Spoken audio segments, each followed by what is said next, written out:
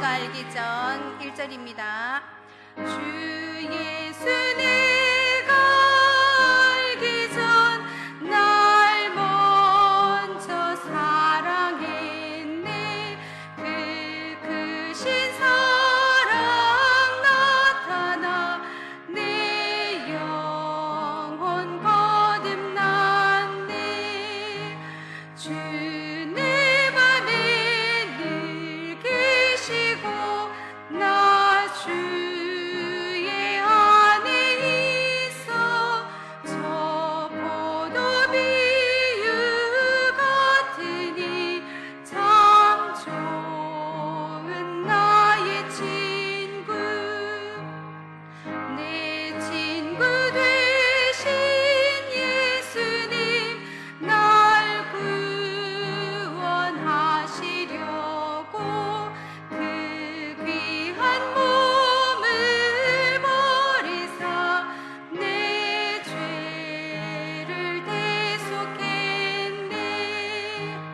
나 주님을 늘 믿으며 그 손을 의지하고 내 몸과 마음을 바쳐서 끝까지 충성하리. 내 진실하신 친구여 큰 은혜 내려주사 날 항상 보호하시고 내 방패 되옵소서. 그 풍성한 참 사랑을 네 능히 끊을 소냐. 날 구원하신 예수는 참 좋은 나의 친구. 찬송가 93장입니다. 찬송가 93장입니다.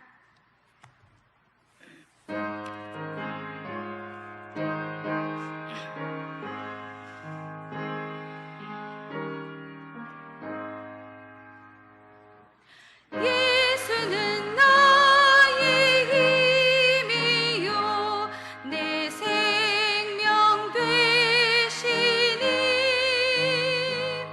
구주 예수 떠나 살면 죄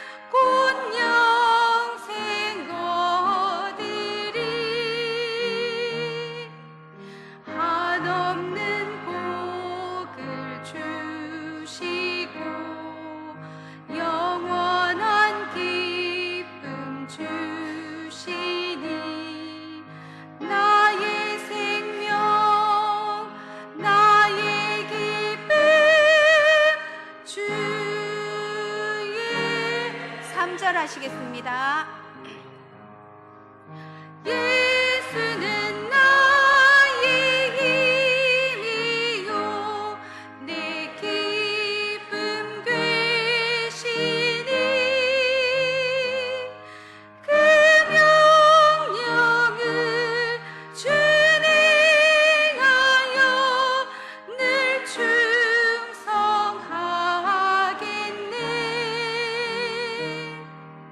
주야로 보호하시며 바른 길 가게 하시니 의지하고 따라갈니 주 예수. 4절입니다. 예수는 나의 힘이요 내 소망 되시니 이 세상을 떠나갈 때 곧 영생 얻으리. 한없는 복을 주시고 영원한 기쁨 주시니 나의 생명 나의 기쁨 주 예수. 기도하시겠습니다.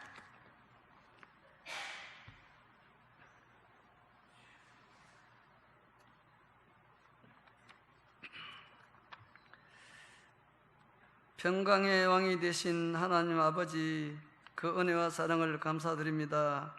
하늘 보좌를 버리시고 낮고 천한 저희들을 구원하시기 위하여 이 땅에 오신 예수님을 새롭게 고백하며 살게 하심을 감사드립니다. 때로는 힘들고 어려움이 닥쳐올 때 주님을 만나는 기쁨의 탄성은 어디로 가버리고 쓸데없는 푸념으로 한숨 지을 때도 있습니다. 이럴 때마다 더 큰 힘, 믿음 주시어 저희들의 삶 속에서 만나는 고통이나 슬픔이 있다고 하더라도 굳센 믿음으로 연약한 인생을 살지 않도록 도와주옵소서. 시련의 밤이 길고 환난의 모진 바람이 멈추지 않을 때에도 세상 일에 허덕이며 끌려다니는 모습이 아니라 주님의 오른팔에 붙들리는 능력을 가지고 입술엔 언약의 말씀을 외치며 믿음의 길을 나서는 저희들이 되게 하옵소서.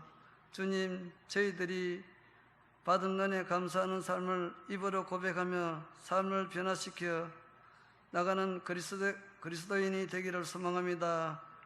오늘도 갈급한 마음, 상한 심령으로 주님을 만나기 위해 나왔습니다.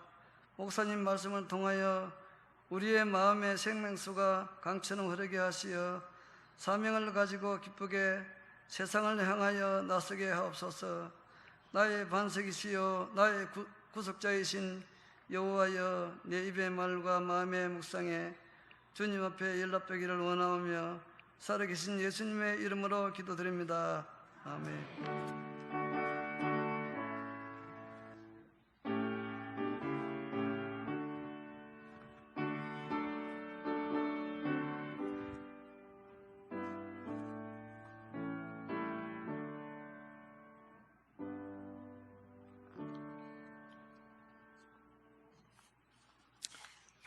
하나님의 말씀은 에베소서 1장 4절 말씀,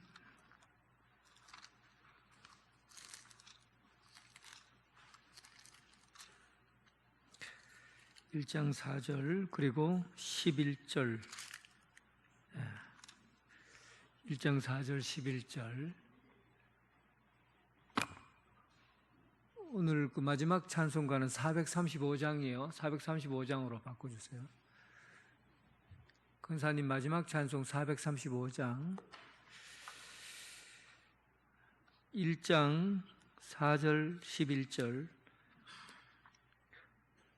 같이 읽겠습니다. 곧 창세전에 그리스도 안에서 우리를 택하사 우리로 사랑 안에서 그 앞에 거룩하고 흠이 없게 하시려고 11절 모든 일을 그의 뜻의 결정대로 하시는 이의 계획을 따라 우리가 예정을 입어 그 안에서 기업이 되었으니.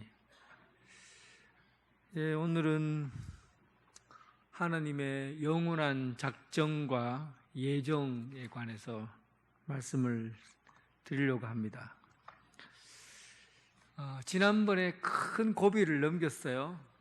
삼위일체라는 큰 고비를 넘겼고, 또 오늘은 삼위일체보다는 좀 어려운 점은 없지만 그래도 이것도 만만치 않습니다.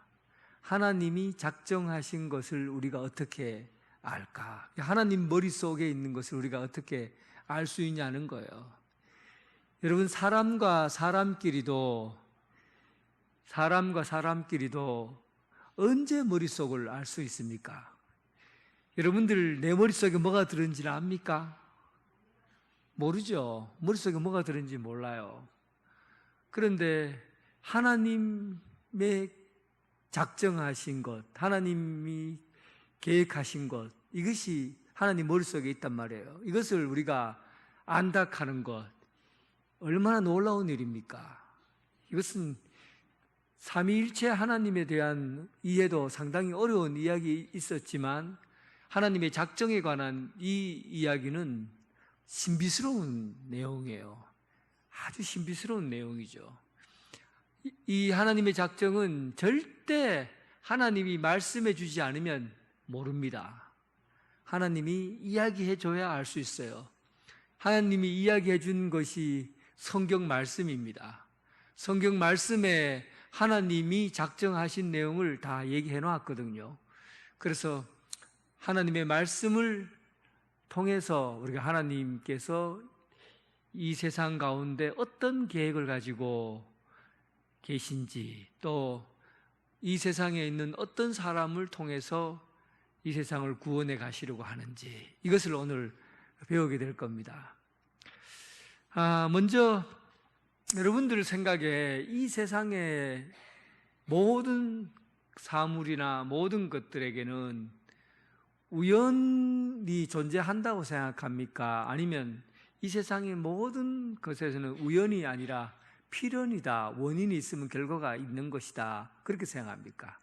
이 세상에 우연이 이루어진 게 있다고 생각합니까? 없다고 생각합니까? 우연히. 지난번에 그 설교 시간에 말씀드렸던 거 기억나시나 모르겠어요. 자전거 타다고 딱 가는데 까마귀가 싹 날라오더니만 똥을 한 무더기 싸고 갔어요. 머리하고 여기다 싸고 갔어요. 우연입니까? 필연입니까? 예? 그 우연이 없다며. 우연입니까? 필연입니까?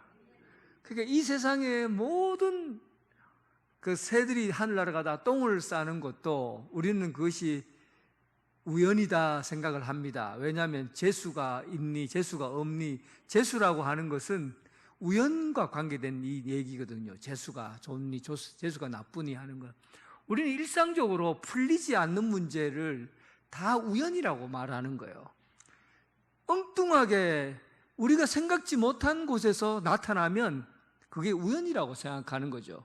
그런데 새가 내 머리 위에 똥을 싼 이 일로 인해서 설교 시간에 몇 번 이야기했습니까? 2번 이야기했어요. 결국은 새 똥이 하나님의 말씀이 된 거예요. 하나님의 말씀을 전달하는 도구가 된 거죠. 그 시간에 까마귀가 날아와서, 그것도 토요일 날 설교가 막 한참 잘 안 될 때 자전거 타고 바람을 쐬러 탁 가면서 하나님의 말씀을 떠올리고 있는 그때 새가 똥을 쏜 거거든요. 그러니까 그 일 자체가 우리는 우연이라고 생각하지만 다 계획 속에 있었던 겁니다. 이 세상의 모든 것들은 우연히 되어진 게 없어요. 왜냐하면 하나님이 어떤 분인지를 알면 됩니다. 하나님은 이 세상에 있는 모든 것을 다 아시는 분이에요.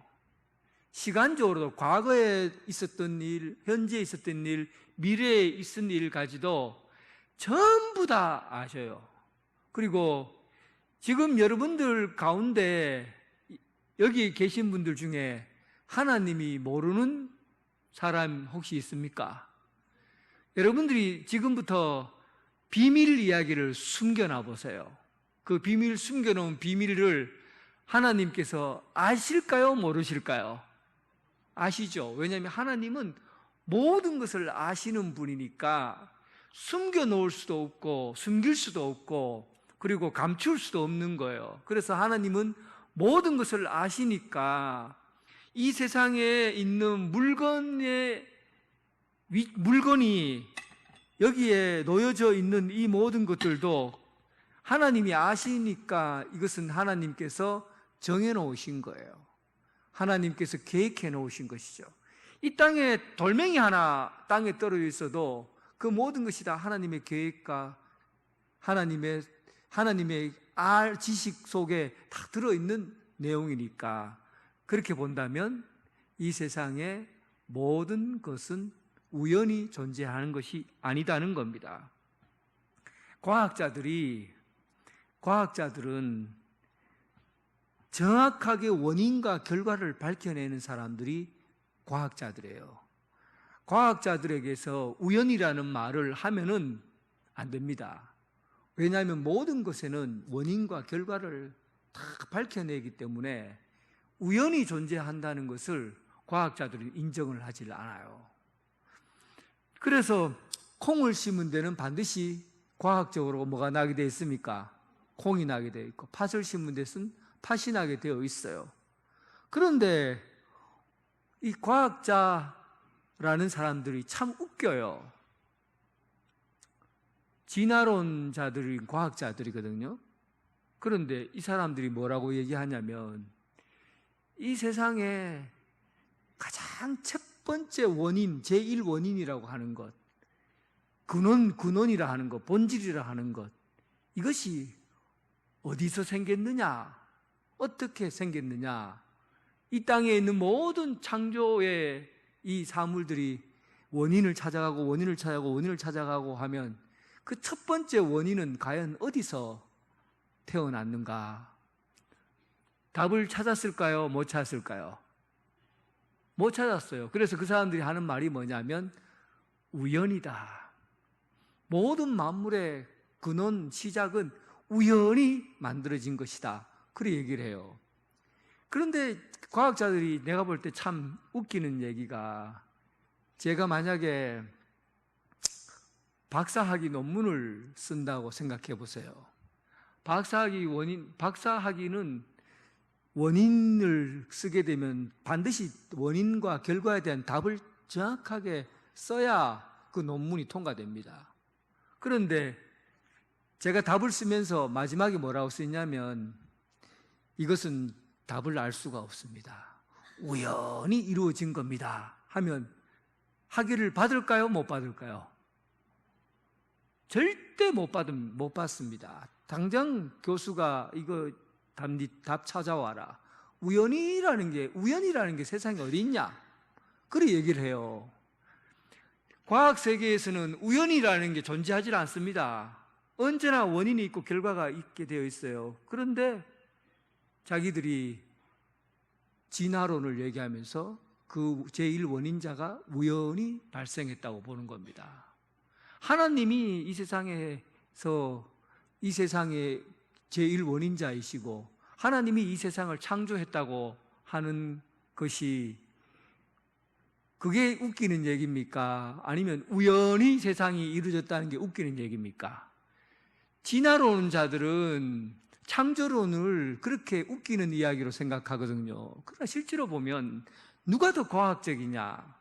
하나님이 이 세상을 만드셨다는 게 더 과학적이냐? 진화론, 우연히 이 세상을 이루어졌다는 게 더 과학적이냐? 원인이 있고 결과가 있다고 한다면 사실은 진화론의 말은 잘못된 것이죠.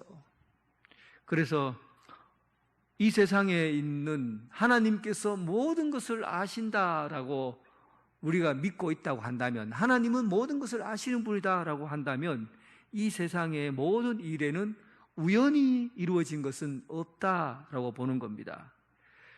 그렇기 때문에 하나님의 작정하는 것은 하나님이 모든 것을 알고 계시기 때문에 이 세상에 이루어질 모든 것을 하나님께서 계획하셨다는 뜻이에요. 이 세상의 작정이라는 것은 이 세상에 일어나는, 역사 안에 일어나는 일들은 전부 하나님의 계획 속에 있다는 것이고, 또 이 세상에서 일어나는 수많은 사건들은 하나님께서 다 계획하신 것이라고 보는 겁니다. 이것이 하나님의 작정이에요.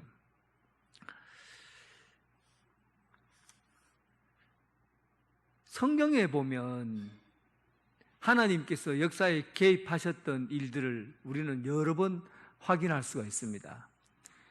갑자기 바다가 쫙 갈라져 갖고 수많은 사람들이 물을 땅처럼 건넜어요. 그거는 하나님께서 역사에 개입하시고 있다는 것을 보여주는 증거이죠. 어느 날 광야에서 막 새떼들이 막 날아다녀요. 그러면서 이스라엘이 머무는 곳에 자기들끼리 막 몸을 부딪히면서 하늘에서 막 줄줄줄 떨어져요. 그게 뭡니까? 메추라기예요. 메추라기가 하늘에 확 날아다니다가 이스라엘 백성들이 있는 그곳에서 막 자기들끼리 머리 박아갖고 떨어진 거거든요. 그걸 죽은 거예요. 이런 것은 전부 우리는 우연히 일어났다고 생각하지만 하나님께서 이스라엘을 양식으로 먹이려고 하시는 계획 속에 담겨 있었던 거죠. 그래서 이 모든 역사의 과정, 그리고 이 세상에 살아가고 있는 모든 일들은 하나님의 작정 가운데 계획되어진 것이다 라고 보는 것이 하나님의 작정, 그리고 하나님의 예정, 이것이 오늘 웨스트민스터 신앙고백 6가에 나온 이야기예요. 자, 그러면 문제를 한번 볼까요? 하나님의 작정은 무엇입니까? 답을 한번 같이 읽어보겠습니다. 시작. 하나님의 작정은 그의 뜻의 계획에 따른 그의 영원한 목적으로 이로 말미암아 자기의 영광을 위하여 일어나는 무엇이든지 일어난 일은 무엇이든지 미리 정하셨다는 겁니다. 하나님의 영광을 목적으로 하는 지금 이 땅에 일어나는 무엇이든지 간에 하나님께서 미리 정하셨다 하는 게 하나님의 작정입니다. 자, 그러면 우리가 좀 더 한 가지 더 알아야 될 게 하나님의 뜻과 계획에 대해서 알아야 돼요. 이 비유를 굉장히 많이 드는데, 집을 지을 때, 주택을 지을 때라든지 아니면 큰 집을 지을 때, 집을 짓기 전에 설계자가 설계 도면을 먼저 그려야 합니다. 설계자는 그냥 겉으로 보기에 아름다워야 되는 건물을 지어야 되지만 실제로 공학적으로 튼튼하고 또 용도에 적합한 그런 건물을 지어야 되거든요. 그래서 시공 과정을 일일이 다 표시를 다 해놔야 됩니다. 지진이 일어날 때를 대비해서 내진 설계를 해야 되고, 그리고 홍수나 다른 피해를 예비해서 미리 건축과 계획을, 그 건축에 관한 계획을 설계도 도면에 다 담아야 합니다. 그리고 나서 건축을 하게 되죠. 그래서 건축 이전에 뭐가 있습니까? 설계가 있는 거죠. 작정이라는 거예요. 그래요. 하나님께서 이 세상을 창조하시고 이 세상을 만드실 때 이전 창조 전에 이미 하나님께서 이 세상에 대한 설계가 끝난 거예요. 하나님은 완전하신 분이기 때문에 이 세상에 대해서 완전한 설계가 이미 이루어진 겁니다. 하나님의 계획은 1.1획이라도 틀리지 않아요.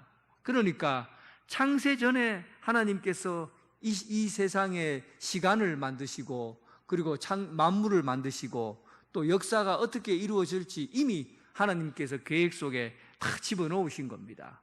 하나님께서 작정해 놓은 것이죠. 그래서 그 작정이 그 계획대로 이 세상에 펼쳐져 나가는 겁니다. 그러면 여기서 일단 한 가지 구분해 놔야 될 거 있는데, 그것이 바로 하나님의 뜻과 계획에 관한 겁니다. 하나님의 뜻, 하나님의 계획, 이것은 구분할 필요가 있는 거죠. 그러니까 뜻은, 하나님의 뜻이라는 것은 예를 들면 좀 쉬워요. 하나님께서 여러분들을 뭐라고 하냐면 하나님의 자녀로 삼겠다 하고 자녀로 삼으시겠다고 그 뜻을 세워놨어요. 그런데 그 뜻을 어떻게 이루어가느냐 하면 그 계획이 어떠냐, 여러분들을 자녀를 삼으겠다 하고 하나님께서 뜻을 세웠어요.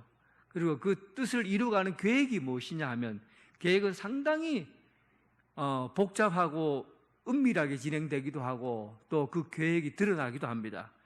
그런데 이 하나님께서 여러분들 자녀로 삼으겠다는 뜻을 세웠지만 그 계획은 일단은 하나님이 그의 사랑하는 아들 예수 그리스도를 이 땅에 보내시는 것으로 계획을 시도합니다. 성육신한 거죠. 예수님께서 이 땅에 오셔야 되고, 그리고 예수님께서 이 땅에 오셔서 공생의 기간을 보내시고, 그리고 사람들에게 모함을 받아 십자가에 못 박혀 죽으셔야 되고, 십자가에 못 박혀 죽으시고 다시 십자가에 못 박혀 죽으시고 사흘 만에 무덤에서 다시 살아나셔야 되고, 살아나신 이후에 하나님 우편에 앉아서 계시다가 또 이 세계 가운데 하나님의 영 성령을 보내셔서 이 세상을 통치하시는 이 계획을, 구원의 계획을 세워놓으셨다고요. 그러니까 하나님의 뜻과 하나님의 계획은 하나님이 정하신 것이지만 뜻은 큰 범위에서 생각하는 것이고, 계획은 아주 세부적인 범위에서 이루어지는 겁니다. 좀 더 쉽게 얘기를 하자면, 부모가 자녀를 키울 때 뜻을 세우잖아요. 이런 뜻을 세웁니다. 우리 아들을 잘 키워야 되겠다. 공부도 잘하고 훌륭하게 자라도록 잘 키우겠다고 뜻을 세워요. 뜻을 세우고 난 다음에 그 계획을 실행하는 데는 굉장히 복잡하고 은밀하게 진행될 가능성이 높습니다. 상당히 어려워요. 그 계획을 움직여 나가는 데는 다양하고 복잡하고 어렵습니다. 맹모 삼천지교라고 여러분 아시죠? 맹자의 어머니가 자기 아들을 공부 잘하는 똑똑한 아이로 키우기 위해서 3번을 이사했다는 겁니다. 뜻이 어디 있어요? 그 엄마의 뜻은 어디 있습니까? 그 뜻은 우리 아들을 훌륭한 아들로 키우겠다, 이게 뜻이에요. 그런데 그 뜻을 이루어가는 계획은 굉장히 복잡할 수 있다는 거죠. 그 처음에 이사를 갔는데 묘지가 많은 그런 곳으로 이사를 가요. 그러니까 애가 집에 돌아오면 하는 일이 아이고 하고는 자꾸만 곡을 하고 앉아 있는 거죠. 그래서 도저히 안 되겠다 하고는 2번째 이사를 갑니다. 그 다음에 시장 가서 시장 근처로 이사를 갔어요. 그러니까 아가 집에 돌아오더니만 1,000원, 2,000원 하고 앉아 있는 거예요. 그러니까 야, 이래도 꼬라지 안 되겠다 하고는 그 다음에 학원이 많은 데로 데려가서 교육을 했어요. 그래서 거기 가니까 천자문을 떼고 공부를 열심히 해서 훌륭한 사람이 됐다는 거죠. 그러니까 이 맹자의 어머니가 아이를 키우기 위해서 뜻을 세우잖아요. 뜻을 세우고, 그리고 그 뜻을 이루어가기 위해서 행해지는 계획은 참으로 복잡하고 은밀하게 진행되고 또 다양한 변수가 있습니다. 그래서 여러분들을 하나님께서 구원하시려고 뜻을 세우셨어요. 그리고 여러분들을 태초로부터 이미 선택하셔서 하나님이 자녀 삼으려고 했는데, 이제 그 과정에서 아주 복잡한 계획들이 운영되는 거죠. 성경에 나와 있는 복잡한 일이, 하나님께서 아브라함을 불러서 이 세계 만민들을 그의 백성 삼겠다는 계획이었어요. 그런데 아브라함을 세웠는데 몇 살까지 아들을 못 봤습니까? 아브라함의 나이 100살이 됐는데 아들이 없어요. 사라의 날이 90살이 됐는데 애가 없어요. 그러니까 이게 하나님께서 뜻을 세웠는데 계획대로 안 움직여지는 거예요. 이게 그래서 고민이 된 겁니다. 그런데도 불구하고 하나님께서는 그에게 아들을 주셔서 이제 그 일을 시작하려고 한 거예요. 그런데 아이가 자라나서 이제부터 또 얘기 장가가고 애를 놓고 해야 되는데 아이 어린 나이에 하나님이 아브라함에게 뜻은 분명히 하나님 뜻은 이 하나님 아브라함과 이삭을 통해서 그의 백성을 삼겠다고 했는데 모리아 산으로 가서 아이를 바치라고 덜컥 그런 명령을 내리잖아요. 이때 아브라함 생각이 어떻겠습니까? 하나님께서 분명히 뜻을 세우셨는데 도대체 어떻게 하시려고 우리 아를 거기 죽이려고 하시는가? 이게 도대체 하나님 뜻에 맞는가? 우리는 이런 의문을 가지잖아요. 근데 하나님의 뜻은 영원 불변하시고 하나님이 세우신 것은 변하지 않습니다. 완전하신 계획이에요. 우리가 생각할 때는 우리가 지금 펼쳐지는 일을 보고 계획을 보면 이게 하나님의 뜻, 계획대로 안 되는 것 같고 하나님의 계획에 차질이 생 것 같고 문제가 있는 것 같은데 그런데 이게 하나님이 움직여 나가시는 일을 보면 처음에는 막힌 것 같고 안 되는 것 같고 돌아가는 것 같은데 결국은 하나님 뜻대로 되어져 가는 거예요.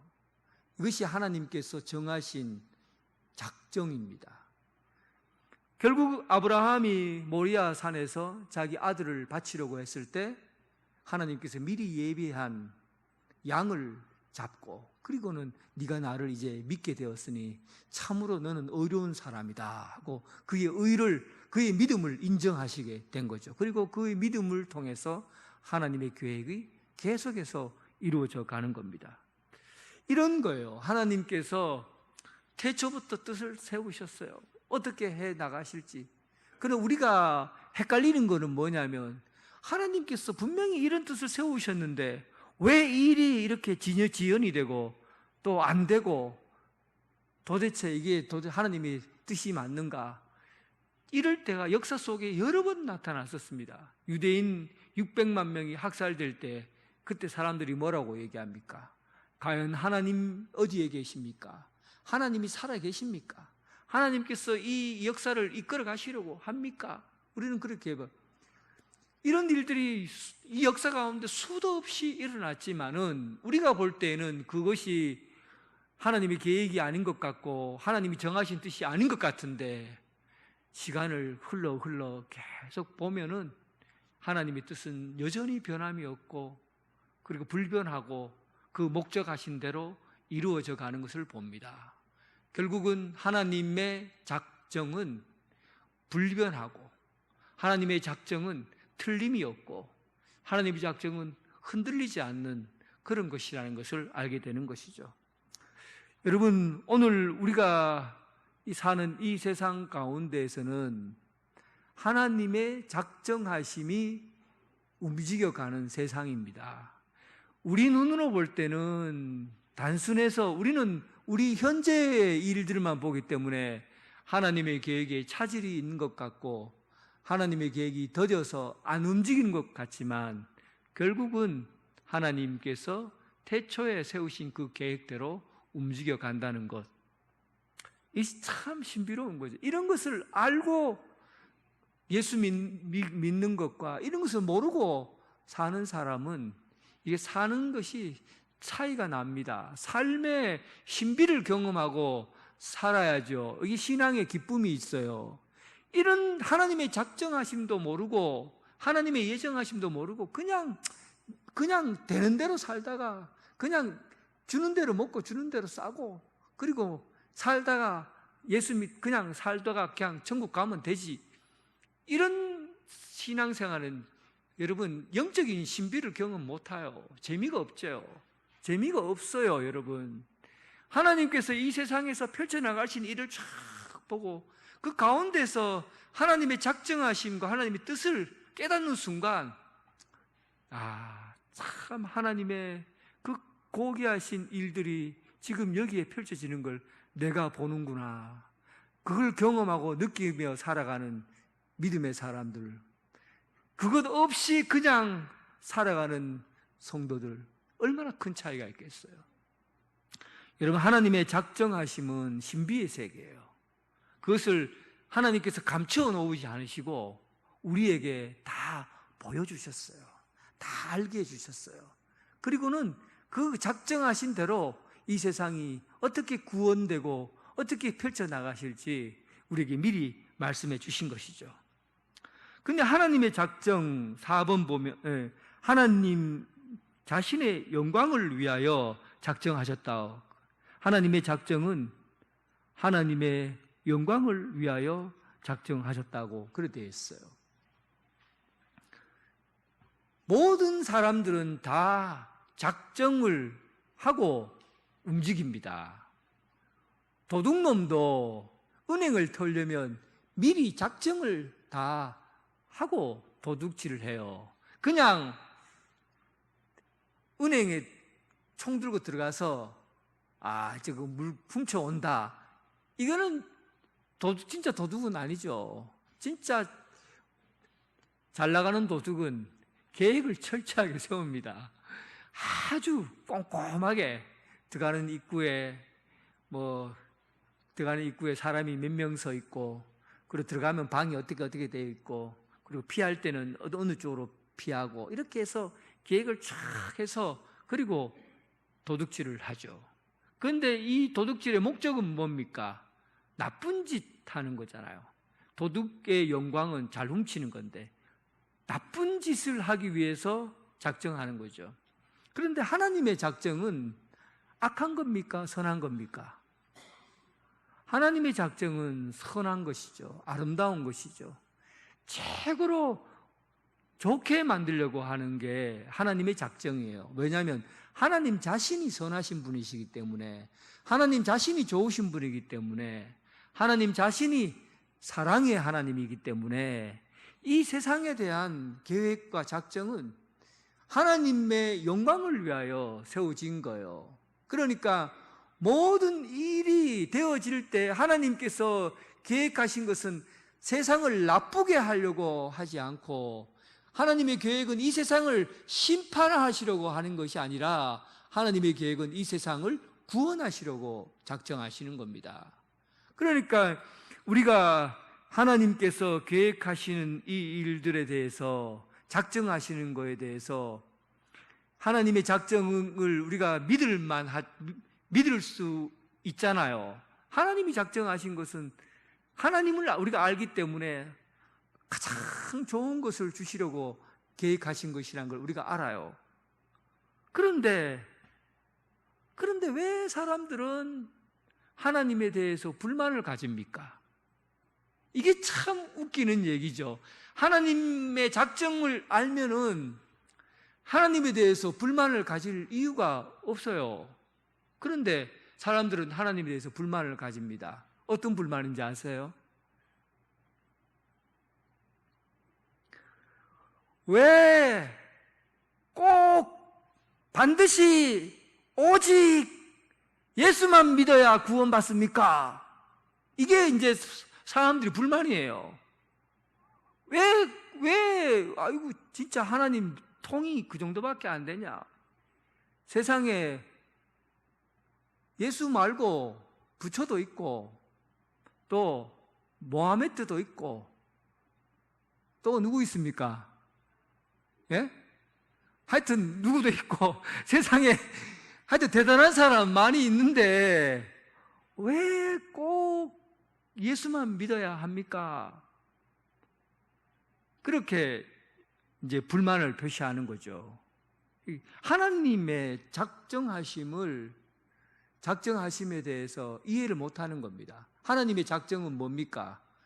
오직 이 세상을 구원하시기 위해서 하신 구원의 섭리, 구원의 계획들은 예수 그리스도를 이 세상이 워낙 악하니까 하나님 자신인 예수님을 이 땅에 보내셔서 이 세상을 구원하시려고 하는 게 하나님의 작정이고 계획이에요.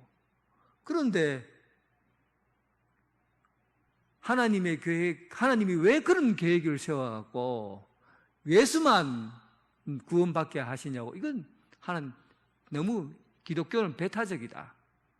아주 못쓸 종교, 이기적이고 배타적인 종교다. 그렇게 보는 겁니다. 제가 오늘 오전에도 얘기했지만 여러분, 배타적인 게 나쁜 겁니까?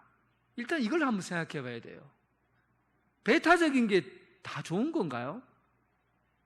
어느 부분에서는 배타적이라고 하는 게 상당히 부정적인 용어로 쓰이지만 진리에 관해서 배타적이지 않는 진리가 있다면 이거 심각한 거예요. 진리가 배타적이지 않으면 어떤 일이 일어납니까? 이것도 괜찮고 저것도 괜찮고 이래도 괜찮고 저래도 괜찮고 이것도 옳고 저것도 옳고. 예를 들면 1 더하기 1은 과학적으로 정확하게 숫자적으로 1 더하기 1은 진리가 뭡니까? 1 더하기 1은 2예요. 그런데 산수 참 배타적이네. 어떻게 그럴 수가 있노? 1 더하기 1은 3일 수도 있고 4일 수도 있고 5일 수도 있고 6일 수도 있고 만일 수도 있고. 이게 사람 사는 맛이 있지. 좀 넓게 포용적으로 받아들여야지. 왜 1 더하기 1은 2가 되노? 이래 되면 은행 문 닫아야 됩니다. 사람이 살 수가 없어요. 계산이 딱 맞아야 되는데 1 더하기 1은 1억이다 이렇게 계산해버리면 은행 문 닫아야 되죠. 그러니까 이게 이 세상의 진리가 배타적이라는 것에 대해서 사람들은 하나님은 왜 이 길만이 구원인가라는 부분에서 하나님에 대한 그 정당성을, 하나님 진리에 대한 하나님의 작정에 대한 불만을 가지는 표시하는 것이죠. 공의도 배타적이에요, 여러분. 진리가 배타적이지만 공의도 사실은 배타적이어야 됩니다. 예를 들면 교통 질서가 있는데 초록불은 건너가죠. 그리고 빨간불은 건너갑니까? 멈추죠. 그런데 왜 초록불만 빛나냐? 빨간불도 멈추지 말고 건너가게 해라. 이렇게 포용성을 좀 가져라. 법을 그렇게 다 만들어 놔 보세요. 살인을 해도 괜찮다. 도둑질을 해도 괜찮다. 법이 배타적이니까, 법이 그냥 포용적이니까, 공의라는 것은 배타적이면 안 됩니다. 공의가 배타적이어야 되죠. 오직 그 하나만의 법으로 집행이 돼야 돼요. 거기에 맞는 정확하게 집행이 돼야 되는 거죠. 그런데 이 말이 안 되죠. 여러분, 우리가 아는 것들, 뭔가를 정확하게 세우려고 하는 것들을 보면 진리라든지 이런 공의라든지, 오전에 얘기했지만 가족 얘기를 해볼까요? 가족이 배타적이어야 됩니까? 포용적이어야 됩니까? 제가 우리 집사람하고 결혼해서 살아요. 홍수정하고 살아요. 그런데 내가 참 포용적이야, 사람이. 그래 생겼죠. 포용적으로 생겼잖아요. 그래서 우리 집사람이 변인덕이라고 같이 사니까 너무 질린다. 아마 50년 이상 사니까 똑같은 생각하고 똑같은 말하고, 아이고 이제 막 질린다. 이제는 나도 자유를 한번 얻어봐야 되겠다 하고는, 오늘은 서울 남자, 내일은 부산 남자, 그 다음 날은 또 어디 갈까요? 대전 남자, 전라도 남자 하고는 막 쏘다니면서 사람들을 막 만나고 사귀어요. 그러면 내가 포용적이니까 잘한다. 아이고 홍수정 잘한다. 이러면은 여러분, 제가 여러분들 앞에 멋있는 사람처럼 보입니까? 어디서 이런 짓을 하고 앉았노? 뭐하지 자꾸? 내 왜 다른 사람 좋아하면 안 되는 거 알지? 하고는 집에 딱 붙들어 매놓고 기둥에 탁 묶고 놔야 되죠. 이게 여러분 진짜 사랑하는 사람에 대한 태도입니다. 이게 가족이에요. 가족이 막 포용적이야. 여러분, 진리의 문제를 가지고 하나님의 공의는 하나님이 진리시잖아요. 하나님이 선하신 분이잖아요. 하나님이 정해놓으신 것이 가장 옳은 겁니다. 하나님이 정해놓은 것이 진리예요. 그래서 하나님이 정해놓은 것 외에 다른 모든 것은 다 잘못된 겁니다. 하나님 외에 모든 것은 다 오류예요. 하나님 외에 모든 것이 다 오류입니다. 잘못된 거예요. 구원의 방법은 하나님이 정해주신 방법 외에는 구원의 방법이 없습니다. 없어요. 그래서 하나님의 공의는 하나님의 영광을 위하여, 하나님의 작정은 하나님의 영광을 위하여 있는 거예요. 오직 하나님에게서 나오고 하나님에게서부터 시작이 되고 하나님에게서부터 이루어지는 것이 하나님의 작정이죠. 그래서 하나님이 세우신 작정 안에서 구원의 이야기를 할 수 있는 거죠. 그러니까 하나님께서 이 세상을 구원하시려고 세우신 그 작정은 하나님이 세우신 것 이외에는 구원받을 길이 없다는 것을 분명하게 말해주는 겁니다. 그래서 우리가 예수 믿고 구원받는다는 게 이게 엄청난 일이에요. 왜 엄청난 일입니까? 하나님의 작정 안에 여러분들이 있다는 얘기니까. 얼마나 위대한 일이지요. 그래서 이 세상에서 가장 귀한 일이 하나님의 뜻 가운데 사는 일입니다. 돈 많이 버는 게 귀한 일이 아니고 세상에서 높은 데 올라가서 이름 알리는 게 대단한 일을 하는 게 아니고요. 진짜 귀한 일은 하나님의 뜻 가운데 내가 살고 있다는 거예요. 그것만큼 더 귀한 일이 없어요. 작정 안에 있는 사람이죠. 그러면 하나님께서 다 계획해 놓으셨다고 하면, 미리 정해놓고 움직이신다고 한다면 인간이 죄를 짓고 하는 것은 도대체 이것도 하나님의 작정 속에 있는 겁니까? 하나님이 그 죄를 범하도록 해놓으신 겁니까? 이런 생각이 들잖아요. 그 본문의 그 밑에 한번 봅시다. 4번 작정에 대한 의문들, 자유와 재조성의 문제. 사람이 죄를 짓고 하는 것은 그러면 과연 무엇입니까? 하나님께서 죄가 없으신 분인데 인간이 죄를 짓고 하는 것은 도대체 어떤 일이냐 하는 거죠. 하나님께서 아담과 하와를 만드시고 세상을 잘 다스리라 그랬어요. 그런데 아담에게 뭐라고 했냐면 잘 다스리라고 말했는데, 그리고 아담과 하와에게 내가 한 가지 저 선악을 분별하는 저 나무 선악과에 있는 열매는 절대 따먹지 마라. 그래서 만약에 하나님께서 말씀하신 대로 그냥 하나님 뜻대로 살면은 에덴 동산에서 행복하게 살 수 있을 텐데, 그런데 자유롭게 살 수 있을 텐데 하나님께서 하나님의 명령은 어기지 말라고 그랬어요. 하나님께서 명령을 어기지 말라고 했는데 아담과 하와는 하나님의 말씀에 불순종하고 죄를 짓게 된 거죠. 결국은 하나님께서 계획해 놓으셨지만 그 계획해 놓은 것에 대한 책임성에 관해서는 사람에게 그 책임의 여부를 지게 돼 있는 거예요. 그러니까 사람이 하나님께서 말씀하신 것을 따라 살면 하나님 뜻 가운데서 이게 유지가 되는데, 그런데 사람 스스로가 하나님께서 말씀하신 것에 대한 책임을 회피하고 그리고 불순종하고 죄를 범하게 되는 것이죠. 시편 92편 15절 그 밑에는 같이 읽어보겠습니다. 92편 15절 시작. 여호와의 정직하신가 나의 바위 되신가 그에게는 불의가 없음을 선포. 하나님에게는 불의가 전혀 없다. 그런데 어떻게 죄가 나왔느냐 하는 거죠. 어떻게 죄가 나왔느냐. 7장 29절 읽어보겠습니다. 내가 깨달은 것은 오직 이것이라. 곧 하나님은 사람을 정직하게 지으셨으나 사람이 많은 깨를 낸 것이라. 결국은 인간이 머리를 써서 그의 책임을 지지 않고 마음대로 사니까 죄가 들어온 것이지 하나님이 죄를 짓게 한 것이 아니라는 거죠. 사람의 책임성을 얘기하는 겁니다. 그리고 사도행전 2장 22절 23절 같이 읽어봅니다.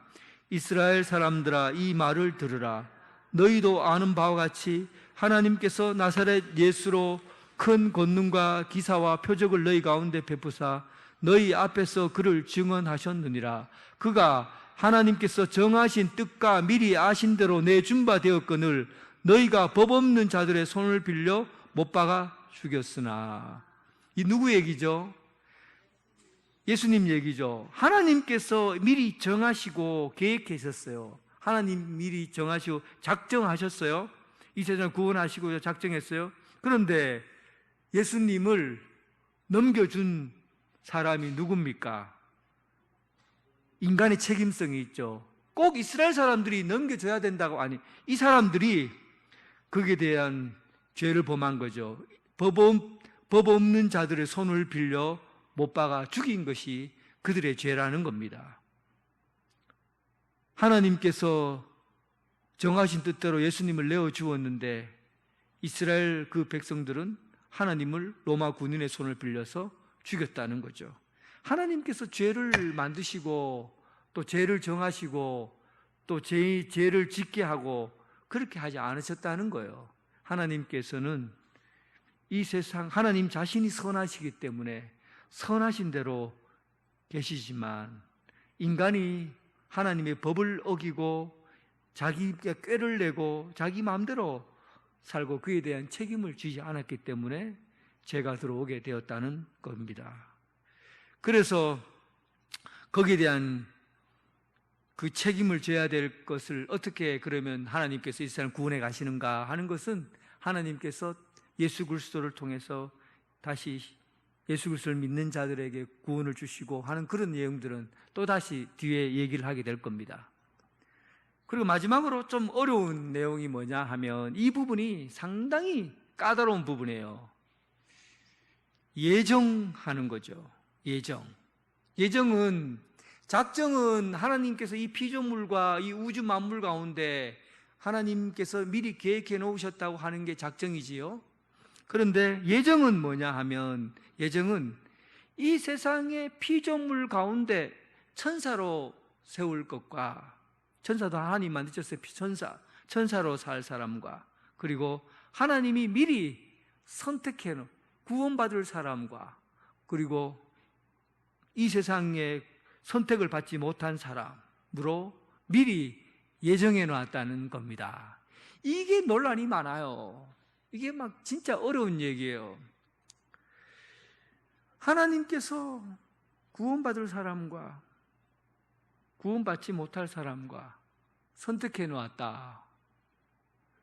여러분 어떻게 생각하세요? 이 구원받을 사람과 구원받지 못할 사람과 미리 선택해 놨다고 한다면 그러면 전도를 해야 됩니까? 말아야 됩니까?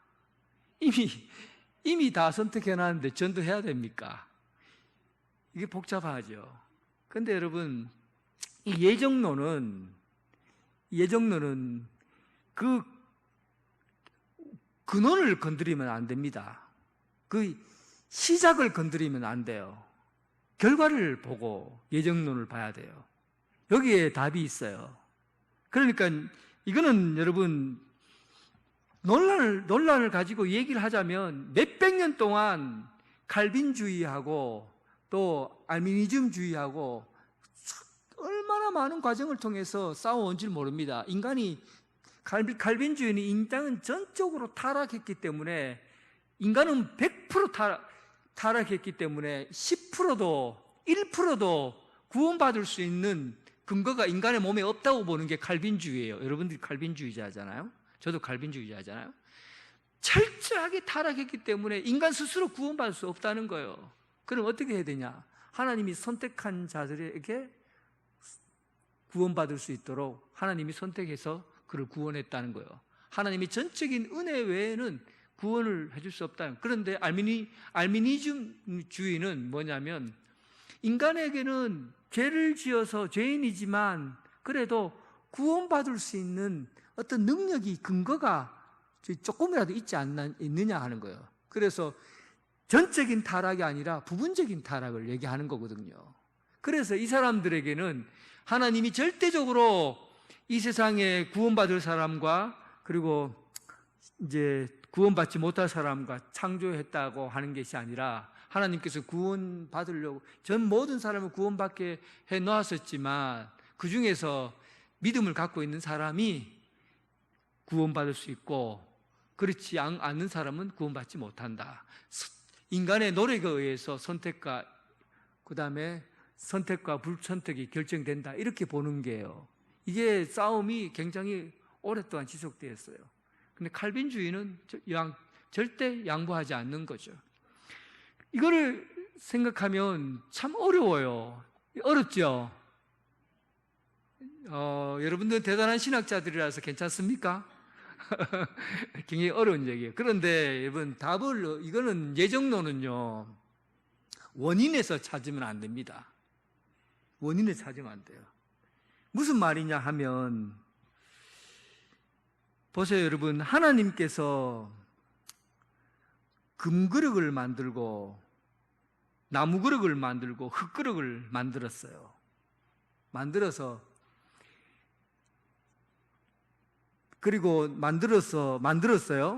자, 그러면 만든 사람이 누굽니까? 하나님이에요. 그런데 이 금그릇이 뭐라고 하냐면, 질그릇이 뭐라고 하냐면, 하나님, 어찌하여 내보다 못생긴 자는 금그릇인데, 잘난 나는 왜 질그릇입니까? 이렇게 만든 사람에게 따질 수 있습니까? 없습니까? 없지요. 하나님이 이 땅에 예를 들면 기린도 만들고 못생긴 원숭이도 만들고 악어도 만들었어요. 악어가 열받았어. 하나님, 나는 왜 이렇게 입이 크게 하고 못생기게 만들었습니까? 또 내 사람들이 왜 내 가죽을 가지고 가방을 만듭니까? 불만입니다. 나 저 기린처럼 날 좀 바꿔주세요. 이렇게 할 수 있습니까? 없지요. 왜냐하면 하나님이 그렇게 그러니까 이걸 제1원인자인데, 하나님께서 이 세상의 모든 피조물을 만드셨어요. 그러니까 하나님께서 선택한 것, 이 사람은 천사로, 이 피조물은 천사로, 이거는 동물로, 하나님께서 사람을 세울 때 구원받을 사람과 구원받지 못할 사람과 선택해 놨다고 하는 이 사실에 대해서 우리가 왜 선택했느냐라고 물을 수 없는 거예요. 그리고 하나님은 모든 것을 다 아시기 때문에 이 사람들에 대해서 구원받을 사람과 구원받지 못할 사람들을 하나님께서 모르시겠습니까? 모를까요? 그러니까 하나님께서 다 아시기 때문에 하나님의 선택에 대해서 우리가 뭐라고 말하면 거기 답을 못 찾아요. 그래서 예정론은 선택받은 자들의 반응만 필요한 겁니다. 선택받은 자들의 반응만 이해하면 돼요. 선택받지 못한 사람에 대한 불만을 표현할 필요가 없다는 겁니다. 이해가 안 가시는가요? 그러니까 결과를 보고 지금 여러분들에게 제가 이렇게 물어보면 돼요. 여러분, 제가 그래도 이래 보이지만 제가 왕입니다. 봉화군 왕이에요. 왕으로 태어났어요. 왕이에요, 왕. 지금 제가 봉화라는 나라에 제가 왕입니다. 왕이에요. 이제 왕인데, 자, 마을에 쭉 다녀보면서 이제 나랑 같이 일할 사람을 내가 선택해야 되겠다 하고는 딱 지나가다가, 박성줄 장로님, 잘생기셨네. 장로님, 제가 나랑 같이, 이제 내가 왕이에요. 장로님은 왕 아닙니다. 장로님 보잘것없는 사람이에요. 박성줄, 괜찮네. 얼굴도 잘생기고 나랑 같이 일하지 않겠나? 내가 너를 선택했어. 이제는 이 거대한 나라를 같이 이끌어갈 거야 하고 내가 선택을 했어요. 그런데 선택받은 이 나라가 엄청난 나라예요. 선택받은 박성줄이라는 청년이 화를 막 내는 거예요. 아이고, 왜 봉화에 좋은 사람들 저렇게 많은데 왜 날 선택합니까? 왜 나는 왕의 일을 하고 저 사람들은 종의 일을 합니까? 이 불만입니다. 나는 기분 나빠 안 합니다. 이럴 수 있겠어요? 아니면 어떻겠어요? 막 땅에 탁 엎드려가서 황공하옵나이다. 황공하옵니다. 저 같은 사람을 왕의 일꾼으로 세워주시다니 내가 죽을 때까지 당신을 위해서 충성하겠습니까? 박성주 장님 그리 안 하겠습니까? 그래 할 거 아닙니까? 그게 뭐예요? 이게 선택이에요. 선택. 하나님께서 우리를 선택하셨다 할 때 우리는 누가 선택을 받았는지 누가 선택받지 않았는지 사실은 몰라요. 우리는 전혀 모릅니다. 그런데 내가 선택받았다는 것은 알아요. 선택받았다는 걸 아는 방법이 있어요. 선택받았다는 건 알아요. 그때 여러분 우리가 해야 될 일이 뭐냐? 이 예정론을 알면은 하나님이 나를 선택했다고 하면 내가 뭘 하겠어요? 하나님, 반응이 우리에게는 반응만 존재하는 겁니다. 왜 나를 선택했냐요?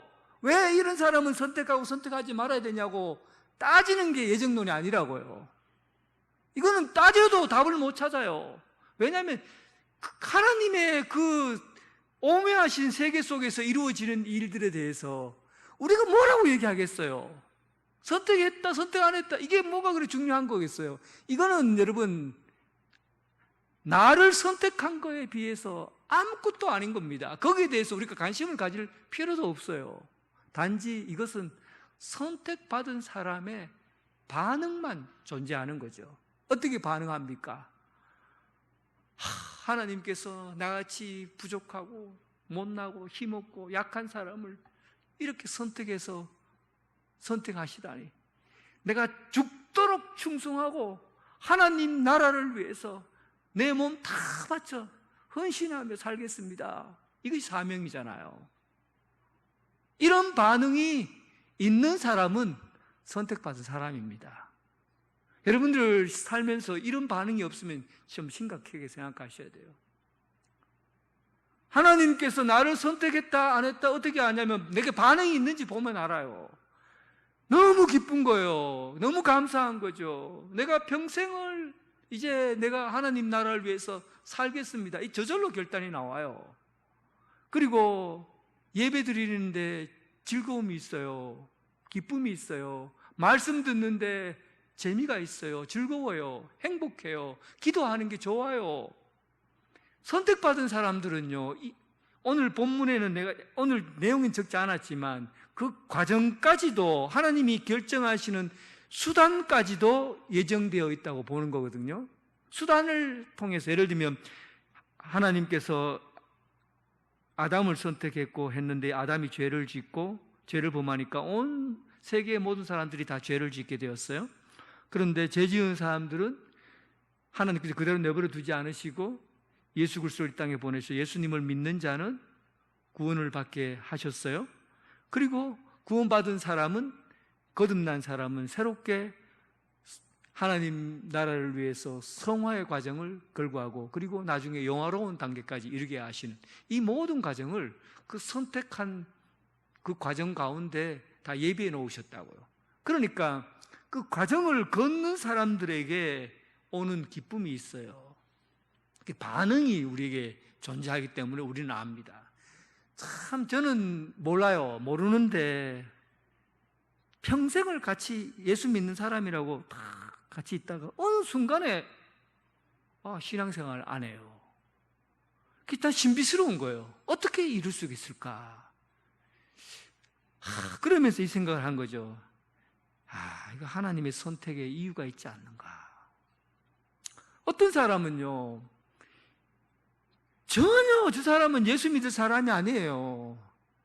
칼이 들어가도 예수 안 믿는다고 그러고 내 주먹만 믿으라고 그래요. 그런데 어느 날 갑자기 막 무릎 꿇고 회개하고 눈물 팍팍 흘리며 내가 죄인이라고 하고는 그리고 신앙생활을 하는데 정말 놀라울 정도로 그 과정을 밟아가요. 이런 거 보면 정말 하나님의 선택이, 우리는 모르지만 하나님의 선택은 틀림없구나 하는 사실을 알 수 있어요. 그래서 예정론에 있어서 중요한 거는 뭐냐, 하나님이 어떻게 사람을 선택했느냐, 누구를 선택했느냐, 선택한 사람이 있고 선택하지 않는 사람이 있느냐에 대한 이야기가 아니라 거기에 대한 반응에 대한 이야기라는 것을 아셔야 됩니다. 하나님이 나를 선택했다 하는 것에 대한 기쁨과 감사와 감격과, 그리고 그로 인해서 내 삶을 어떻게 헌신하겠다라는 그런 반응이 있다고 한다면 여러분들은 선택받은 하나님의 사람들입니다. 어떠세요? 여러분들은 하나님의 예정 가운데 선택된 성도들 맞습니까? 예, 저는 여러분들이 선택됐다 믿습니다. 그래서 여기에서 말씀 듣고 앉아 있는 거잖아요. 말씀 듣는 게 즐거우니까, 기쁜 거니까. 말씀을 들으면 들을수록 즐겁고 감사하고 감격하고 이런 것들을 통해서 하나님에 대한 반응이 내게 있다고 한다면 그것은 하나님의 선택받은 사람으로 저는 보는 겁니다. 어쨌든 그 과정까지도 개입하시고 진행하고 있다는 사실 꼭 기억하시고, 하나님의 계획과 하나님이 펼치시는 작정과 예정 가운데 하나님의 영광을 위해서 여러분 일생을 살아가는 여러분 되시길 주님의 이름으로 축원합니다. 찬송가 435장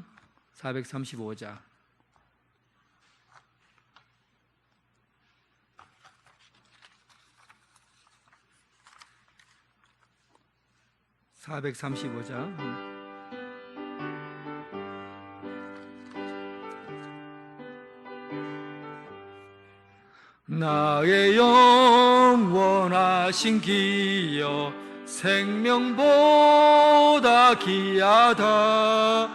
나의 갈 길 다가도록 나와 동행하소서. 주께로 가까이 주께로 가오니 나의 갈 길 다가도록 나와 동행하소서.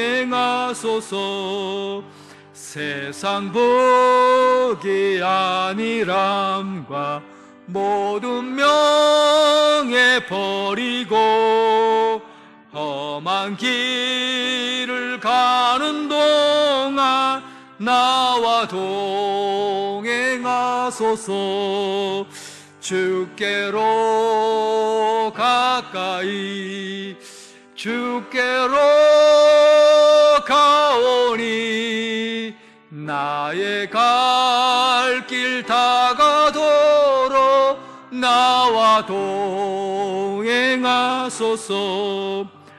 어두운 골짝 지나가고 험한 바다 건너서 천국 문에 이르도록 나와 동행하소서. 주께로 가까이 주께로 가오니 갈 길 다가도록 동행하소서. 아멘. 교회 소식은 주보를 참조해 주시기 바랍니다. 기도드리겠습니다. 이제는 예수 그리스도의 은혜와 하나님 아버지의 극진하신 사랑과 성령님의 교통 감화 역사하심이 하나님의 작정 속에서 또 하나님의 예정 속에서 선택받고 또 하나님의 백성, 하나님의 자녀로 살아가고 이 땅 가운데 하나님의 은혜에 반응하며 살아가길 원하는 이 자리에 함께 참여한 성도들과 각 가정에서 예배드리는 성도들 위해 지금부터 영원토록 함께 하시기를 간절히 축원하옵나이다. 아멘.